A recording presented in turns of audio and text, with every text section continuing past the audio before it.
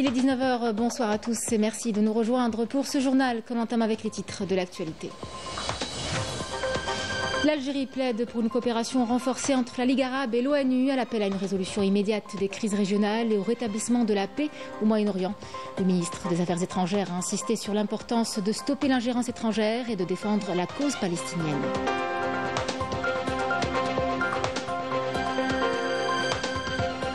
Nous parlerons par la suite du martyr Ali Boumendjel qui fut torturé, exécuté, dont l'assassinat avait été dissimulé pendant des décennies. Un drame qui nous rappelle encore une fois l'importance de faire la lumière sur ces sombres pages de l'histoire de l'Algérie.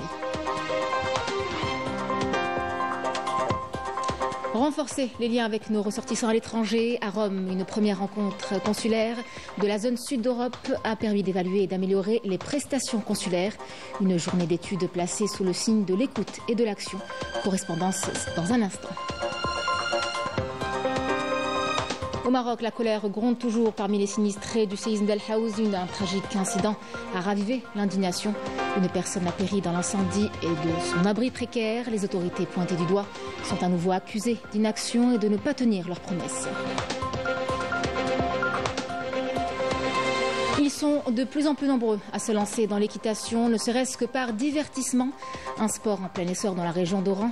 Nous irons au niveau d'un centre équestre pour découvrir cet engouement. Écoutez les impressions des enfants. Madame, Monsieur, bienvenue à vous. Le ministre d'État, ministre des Affaires étrangères, de la communauté nationale à l'étranger et des Affaires africaines, Ahmed Attaf, a plaidé à New York lors d'une réunion du Conseil de sécurité des Nations Unies présidée par l'Algérie pour un partenariat qui valorise l'action diplomatique arabe et onusienne en faveur de la paix et de la sécurité dans le monde arabe.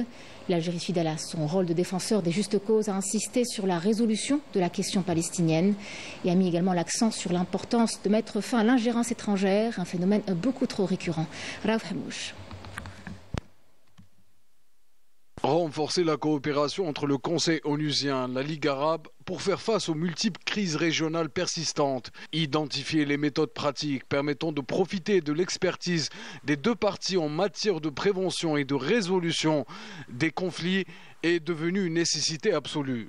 Depuis le Conseil de sécurité de l'ONU, Ahmed Attaf a souligné que l'Algérie s'emploie à défendre avec honnêteté et sincérité les causes justes. Il est important de consolider les efforts entre la Ligue arabe et l'Organisation des Nations Unies. Il faut savoir que la clé du rétablissement de la paix et de la sécurité au Moyen-Orient réside dans la résolution de la question palestinienne et le règlement du conflit sur la base de la légitimité internationale. Nous attendons aussi de ce partenariat qu'il stoppe le phénomène de l'ingérence dans les affaires internes des pays sous toutes ses formes, car ce phénomène est devenu un facteur commun dans toutes les crises du monde arabe, de la Libye à la Syrie et du Soudan au Yémen.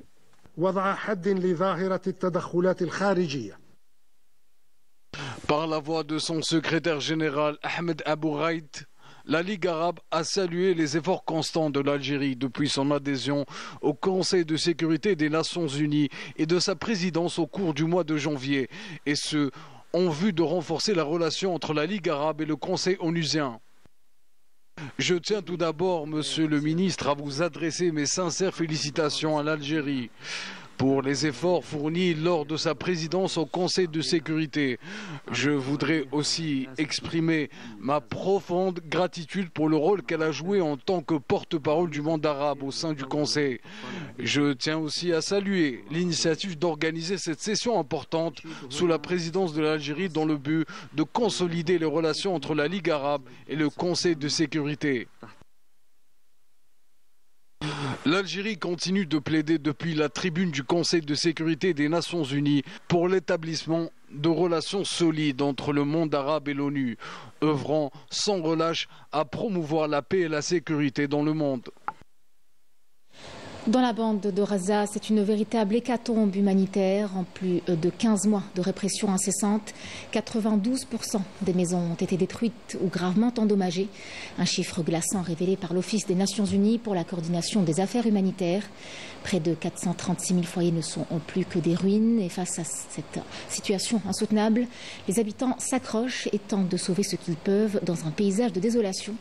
Le représentant permanent de l'Algérie auprès des Nations Unies, l'ambassadeur Amar Benjama, a appelé jeudi la communauté internationale à agir de toute urgence pour aider les enfants de Gaza à panser leurs blessures, estimant qu'il est temps de se relever.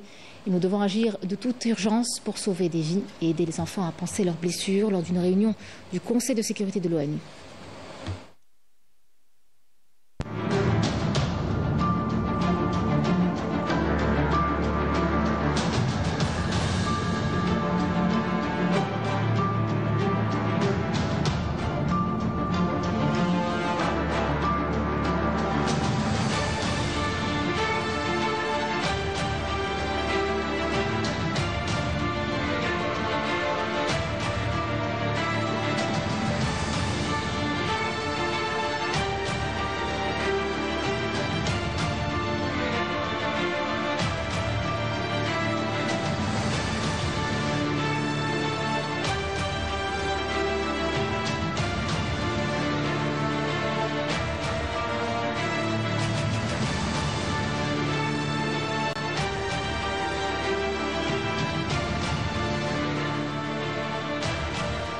Une vérité sortie de l'ombre, mais trop tard pour effacer les cicatrices. Ali Boumendjel, figure de la lutte pour l'indépendance algérienne, fut victime de la répression brutale de l'armée coloniale française. Torturé et exécuté, son assassinat avait été dissimulé pendant des décennies entières. Un drame qui symbolise les méthodes barbares du colonisateur et qui rappelle l'importance de faire la lumière sur ces sombres pages de l'histoire de l'Algérie. Raouf Hamouche. Il aura fallu attendre près de 69 ans pour que l'assassinat de Ali Boumendjel soit enfin reconnu par l'État français. Un crime odieux que l'armée française a longtemps fait croire à un suicide. Un acte effroyable qui ne fait que rallonger la longue liste des horreurs commises par le colonialisme français lors de la guerre de libération nationale. Né un 24 mai 1919 à Rilizane, Ali Boumendjel, brillant étudiant, s'est frayé sans mal une place sur les bancs de la faculté de droit d'Alger. Avocat et dirigeant politique algérien, il fut arrêté par l'armée française au cœur de la bataille d'Alger, placé au secret, torturé puis assassiné le 23 mars 1957, alors qu'il n'avait que 38 ans. Ali Boumendjel a subi les pires tortures avant d'être lâchement tué par des parachutistes du général Massu. En tuant Ali Boumendjel, la France coloniale voulait tuer le rêve de milliers d'Algériens en quête de liberté. Une stratégie mise en échec par l'armée de libération nationale. Ali Boumendjel a longtemps milité contre l'injustice du système colonial. Il s'est battu jusqu'à son dernier souffle pour l'indépendance de l'Algérie. Aujourd'hui, son combat continue d'inspirer des générations d'Algériens et de rappeler que la quête de vérité est un devoir de mémoire. Et puis ce soir, à ne pas manquer sur Canal Algérie, le deuxième numéro de l'émission Le Déshonneur avec Zohaïl Bendimerad. Le débat portera sur un sujet poignant qui est celui de la torture infligée au peuple algérien par le colonisateur français. L'Algérie, première escale cette année à Rome pour les consuls généraux de la zone sud d'Europe. Une journée d'études placée sous le signe de l'écoute et de l'action pour répondre aux préoccupations de nos ressortissants et d'améliorer également les services consulaires. Il a également été question de discuter de projets économiques, d'investissements et du rôle clé de notre communauté établie dans cette zone, dans le développement de l'Algérie. Un rendez-vous en tout cas pour renforcer davantage les liens avec nos compatriotes à l'étranger. La correspondance est signée à Afé Belouchette. C'est dans le cadre majestueux de la capitale italienne, précisément au siège de la résidence de l'ambassadeur d'Algérie à Rome, que s'est tenue aujourd'hui la première rencontre consulaire de cette année. En effet, le secrétaire d'État à la communauté nationale à l'étranger a rassemblé autour de lui les consuls et consuls généraux de la zone sud de l'Europe pour une journée d'études placée sous le signe de l'écoute et de l'action. L'idée était d'évaluer l'état d'exécution des instructions édictées par les hautes autorités nationales en vue d'améliorer la qualité des prestations consulaires. Donc elle a permis aussi de recueillir les avis positifs et l'appréciation qui est faite par les membres de notre communauté vis-à-vis des mesures qui ont été récemment édictées en sa faveur. Je pense notamment à la décision prise par Monsieur le Président de la République concernant les facilitations en matière de voyage. Au-delà de l'administratif, il était impératif de trouver les moyens de répondre à la soif croissante d'ancrage identitaire, langue amazigh, langue arabe, événements culturels, tant d'éléments qui renforcent les liens avec les racines.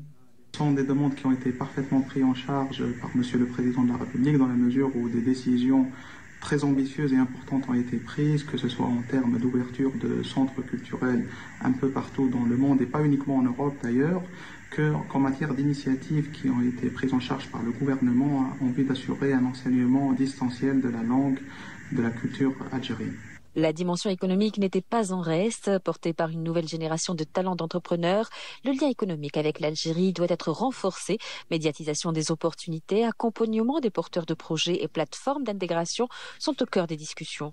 Prendre en charge les messages très clairs qui ont été édictés par Monsieur le Président de la République en vue d'assurer des prestations consulaires en phase avec la numérisation, mais aussi d'encourager les membres de la diaspora à investir dans le pays. Et donc nous avons exposé toutes les mesures et initiatives qui ont été prises dans ce sens. Cette journée d'études aura permis de poser les bases d'une stratégie concertée pour renforcer le lien entre l'Algérie et ses enfants à l'étranger, avec des engagements clairs, des perspectives prometteuses, une Algérie plus proche à chaque instant où que l'on soit. Au Maroc, la colère gronde toujours parmi les sinistrés du séisme d'El Haouz. Alors que des milliers de victimes vivent encore sous des tentes de fortune, un drame a récemment ravivé l'indignation. Une personne a péri dans l'incendie de son abri précaire. Un incident qui a mis en lumière des conditions de vie insoutenables. Les autorités, elles, sont accusées d'inaction et de ne pas tenir leurs promesses, tandis que la détresse des familles semble rester sans réponse. Mejda Djahmoun. Plus d'une année après le séisme dévastateur d'El Haouz qui a frappé le Maroc le 8 septembre 2023, les sinistrés vivent toujours dans des tentes de fortune. En effet, un incendie a ravagé une tente abritant une victime retrouvée calcinée. Ce drame prouve une fois de plus l'abandon total des rescapés privés de leurs droits fondamentaux. C'est une catastrophe. L'incendie nous a pris le peu qu'on avait et personne ne se soucie de nous. Le drame se répète encore. Le Makhzen persiste dans son mépris des sinistrés, abandonnant un dossier urgent depuis plus de 15 mois. Malgré les cris de détresse, les autorités font toujours la sourde oreille dans un pays dirigé par un monarque dont la fortune personnelle dépasse les 2 milliards de dollars selon des rapports internationaux, ce qui en fait l'un des souverains les plus riches de l'Afrique. Le séisme a fait beaucoup de morts et les victimes rescapées vivent sous les tentes. J'ai perdu ma mère, ma femme, ma fille et mon fils. Ce ne sont pas des êtres humains ceux-là? N'ont-ils pas d'importance? C'est terrible, il fait extrêmement froid et les gens sont toujours dans les tentes. C'est une souffrance. Que de fausses promesses, nous sommes toujours sans abri. Nous voulons savoir s'il y a réellement une loi dans ce pays. Mais au lieu de répondre à ces doléances, le Makhzen s'affaire à renforcer ses liens avec l'entité sioniste, laissant le peuple marocain livré à lui-même, prouvant ainsi qu'il est le dernier de ses soucis. Revenons au pays, plus précisément à Béchar, avec cette lueur d'espoir pour les enfants atteints de cancer. Le centre de lutte contre le cancer de la ville vient d'inaugurer un service d'oncologie pédiatrique qui offre une prise en charge adaptée aux plus jeunes qui devaient auparavant se rendre dans d'autres wilayas. Espace accueillant, nutrition spécialisée, accompagnement psychologique et coaching sont au cœur de ce dispositif pour que chaque enfant retrouve un peu de sérénité dans ce combat. Un pas en avant qui, on peut le dire, soulage les familles. Sophia Bessedet. Le centre de lutte contre le cancer de Béchar vient d'ouvrir un service d'oncopédiatrie doté d'un laboratoire et d'une pharmacie pour la prise en charge des 90 enfants malades de la wilaya qui devaient se déplacer avant vers Alger et Oran. L'ouverture de cette oncopédiatrie, il existe au niveau de ce service plusieurs unités, telles que l'unité de laboratoire ainsi l'unité de la préparation de produits oncologiques, l'hôpital du jour ainsi l'hôpital de l'hospitalisation qui englobe 15 lits avec 90 malades enfants au niveau de Béchar, ainsi que ce service est le 3e service au niveau national qui va ouvrir ses portes pour les enfants de la région de Sud-Ouest. L'ouverture de ce service d'oncopédiatrie pour plus de 90 enfants malades qui se déplacent de la wilaya de Béchar vers Oran et Alger avec toutes les difficultés de déplacement. Nous mettons donc à leur disposition un staff médical et paramédical qualifié, ainsi qu'un équipement et matériel médical moderne. Il y a des biologistes, des laborantins, des psychologues et assistants sociaux pour l'accompagnement des enfants qui sont pris en charge par un médecin spécialiste. C'est le 3e service dans son genre à l'échelle nationale. Alhamdoulilah, l'État algérien a mis en place les moyens qu'il faut. Le service est bien équipé et surtout adapté aux besoins des enfants avec une salle d'études et un espace de jeu. Nous travaillons en coordination avec le chef de service et le paramédical et les psychologues et le directeur. Grande coordination dans ce centre qui est bien équipé comme vous avez constaté. Et cette salle, c'est une salle de coaching où nous coordonnons nos efforts après des séances de chimiothérapie. L'enfant est bien sûr a des difficultés de manger, a des difficultés de respirer, il a peur, on essaye sur le plan émotionnel de libérer les émotions et d'avoir des émotions positives à travers le jeu, un apprentissage par le jeu d'abord et l'émotionnel. Un autre aspect est très important en coordination avec notre chef de service, c'est aussi la nutrition qui est très très importante pour l'enfant et qu'on essaie d'améliorer dans une nouvelle technique de la psychonutrition. Bien sûr, il y a un autre aspect avec aussi les parents, c'est aussi le coaching spirituel qui est très important pour la prise en charge, bien sûr en coordination aussi avec la psychologue c'est les cas isolés. Nous travaillons en coordination avec les gens d'Oran, aussi, avec nos professeurs Boumedden, professeur Gachi, docteur Zemmour, docteur bien sûr Fellahi d'Alger. Donc nous souhaitons une coordination, une prise en charge, même aussi dans le domaine aussi orthomoléculaire, nutritionnel, pour le bien de nos bourgeons fleuris. Dans l'espoir d'ouvrir d'autres services et acquérir d'autres spécialités pour la prise en charge des cancéreux de Béchar et des wilayats limitrophes. Et avant de clore ce journal, un regard sur une discipline qui attire de plus en plus de jeunes, l'équitation. À Oran, dans un centre équestre, des enfants découvrent un sport qui les rapproche de la nature et qui se révèle être une école de vie. L'occasion de vous y emmener, vous aussi, et d'écouter les impressions de ces enfants. Yasmine Amali.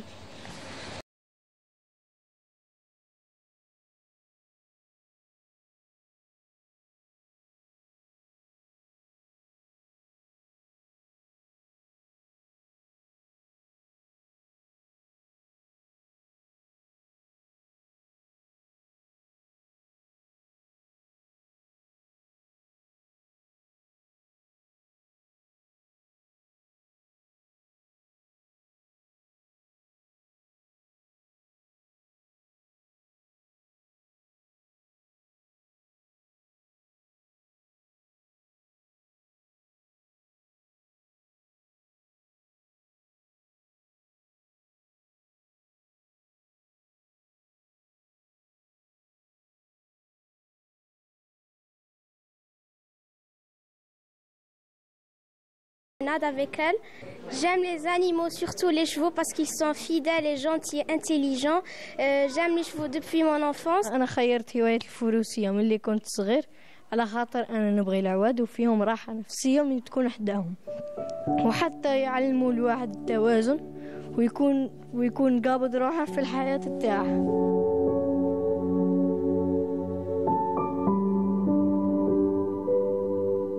Je suis venue pour la première fois pour faire une tournée en cheval et j'aime vraiment bien et je reviendrai sûrement. Au-delà de l'équitation, ce centre équestre est un véritable lieu de rencontre et de détente, où les familles se retrouvent pour diverses activités, loin des tracas de la vie quotidienne, en plus des cours de cheval, des sorties en plein air, des balades à cheval et des moments conviviaux. Leur sont disposés, en somme, une expérience complète pour petits et grands. Un endroit où chacun, que ce soit pour le plaisir du sport ou simplement pour profiter de la nature, peut se ressourcer et passer un moment agréable en famille. Je suis venue pour la première fois avec mon père visiter ce centre et c'est vraiment magnifique. On l'apprécie beaucoup. Je suis venue avec mes sœurs pour faire une tourne au cheval et c'est vraiment génial. On est très content de ce cadre, de cet endroit qui nous permet à nos enfants de faire des balades, de monter à cheval, de changer de la routine de l'école et tout. Alhamdoulilah, on est très contents. Je vous conseille, en tant que parents et famille, de ramener vos enfants ici au club de l'équitation. C'est très intéressant et c'est une activité apaisante et qui vous fait sortir de la routine. C'est un endroit idéal pour passer de bons moments. Le cadre est idyllique. On a fait ce club généralement beaucoup plus pour les balades, pour faire apprendre aux gens l'équitation, pour avoir une idée sur les chevaux en général. C'est un endroit idéal pour les balades, les promenades, pour les familles. Ce centre équestre offre bien qu'une simple activité sportive. C'est un lieu de partage, de découverte et de complicité où les familles peuvent vivre des moments précieux ensemble, tout en s'épanouissant dans la nature. Et on vous y encourage. C'est la fin de cette édition. Merci de l'avoir suivi. Je vous retrouve demain pour celle de la mi-journée à midi et je vous souhaite une très bonne soirée.